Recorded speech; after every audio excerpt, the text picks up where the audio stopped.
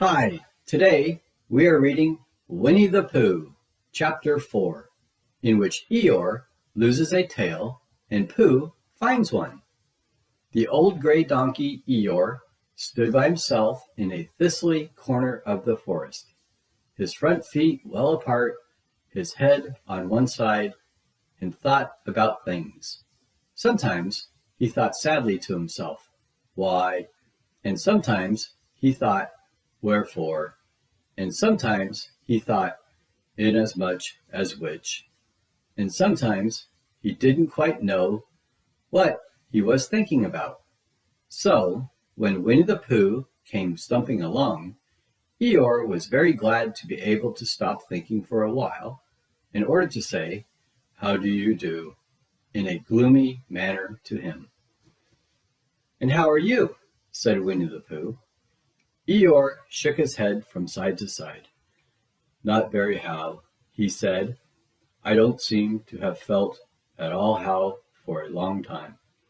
"Dear, dear," said Pooh, "I'm sorry about that. Let's have a look at you." So Eeyore stood there, gazing sadly at the ground, and Winnie the Pooh walked all round him once.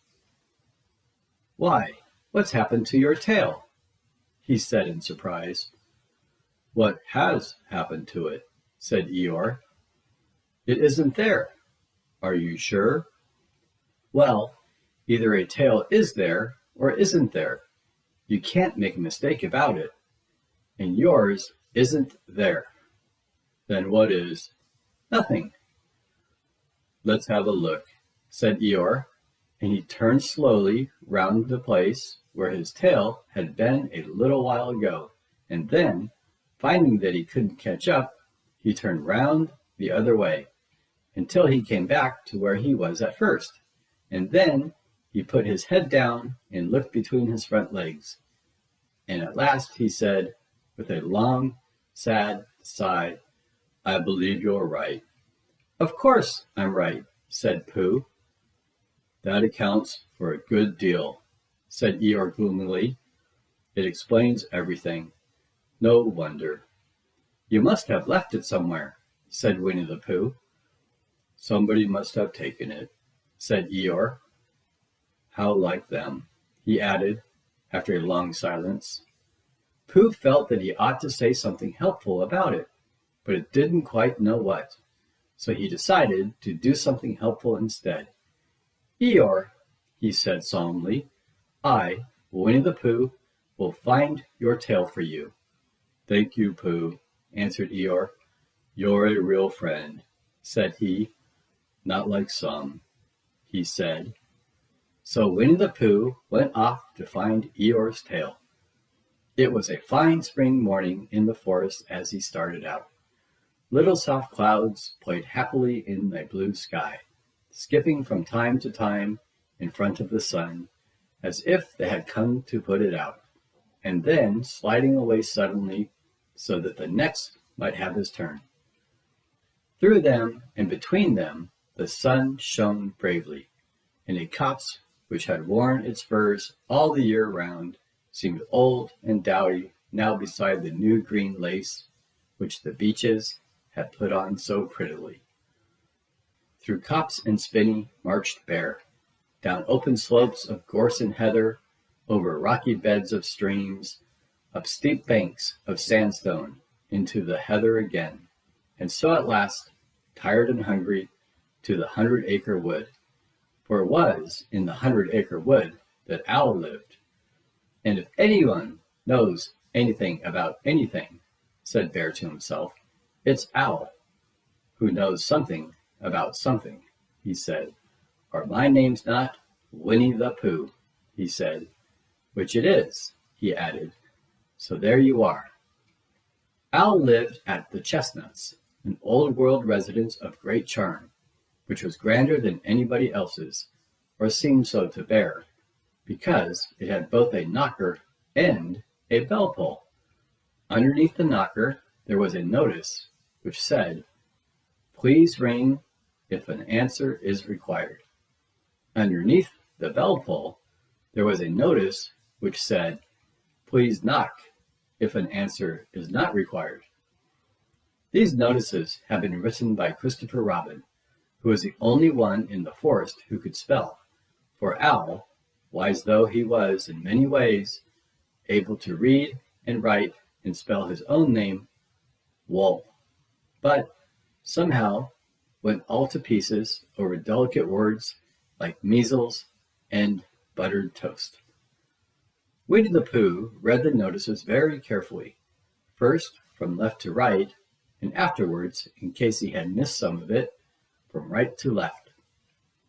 Then, to make quite sure, he knocked and pulled the knocker, and he pulled and knocked the bell rope, and he called out in a very loud voice, "Owl, I require an answer. It's Bear speaking." And the door opened, and Owl looked out. "Hello, Pooh," he said. "How's things?" "Terrible and sad," said Pooh, "because Eeyore, who is a friend of mine, had lost his tail, and he's moping about it. So could you very kindly tell me how to find it for him?" "Well," said Owl, "the customary procedure in such cases is as follows."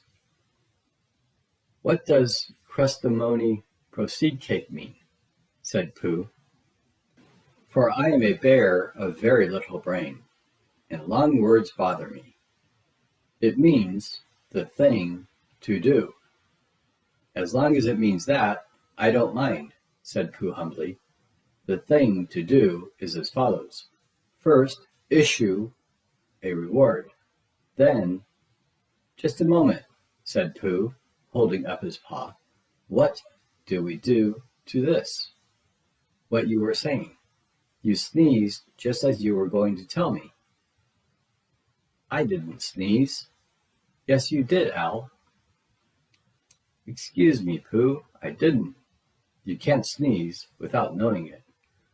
"Well, you can't know it without something having been sneezed. What I said was, first issue a reward." "You're doing it again," said Pooh sadly. "A reward," said Owl very loudly. "We write a notice to say that we will give a large something to anybody who finds Eeyore's tail." I see," said Pooh, nodding his head, talking about large somethings. He went on dreamily. "I generally have a small something about now, about this time in the morning," and he looked wistfully at the cupboard in the corner of the Owl's parlor. "Just a mouthful of condensed milk, or what not, with perhaps a lick of honey." "Well, then," said Owl, "we write out this notice, and we put it up all over the forest." "A lick of honey," murmured Bear to himself, or not, as the case may be. And he gave a deep sigh and tried very hard to listen to what Owl was saying.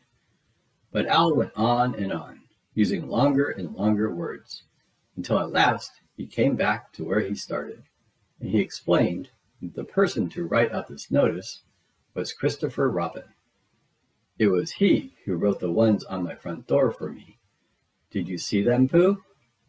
For some time now Pooh had been saying yes and no in turn, with his eyes shut, to all that Owl was saying, and having said, "Yes, yes," last time, he said, "No, not at all," now, without really knowing what Owl was talking about. "Didn't you see them?" said Owl, a little surprised. "Come and look at them now." So they went outside, and Pooh looked at the knocker and the notice below it, and he looked at the bell rope and the notice below it. And the more he looked at the bell rope, the more he felt that he had seen something like it, somewhere else, sometime before. "Handsome bell rope, isn't it?" said Owl. Pooh nodded. "It reminds me of something," he said, "but I can't think what." "Where did you get it?" "I just came across it in the forest. It was hanging over a bush, and I thought at first somebody lived there. So I rang it, and nothing happened. And then I rang it again very loudly, and it came off in my hand. And as nobody seemed to want it, I took it home, and—" "Owl!" said Pooh solemnly. You made a mistake. Somebody did want it. Who? Eeyore, my friend Eeyore. He was fond of it. Fond of it? Attached to it, said Winnie the Pooh sadly. So with these words, he unhooked it and carried it back to Eeyore. And when Christopher Robin had nailed it on in its right place again, Eeyore frisked about in the forest, waving his tail so happily that Winnie the Pooh came over all funny and had to hurry home for a little snack or something to sustain him. And wiping his mouth half an hour afterwards, he sang to himself proudly. Who found the tail? I, said Pooh, at 1:45. Only it was 11:15, really. I found the tail. Well, the end. Thank you for reading another episode of Winnie the Pooh. Please read Chapter 5. Comes next. Bye. Have a great day.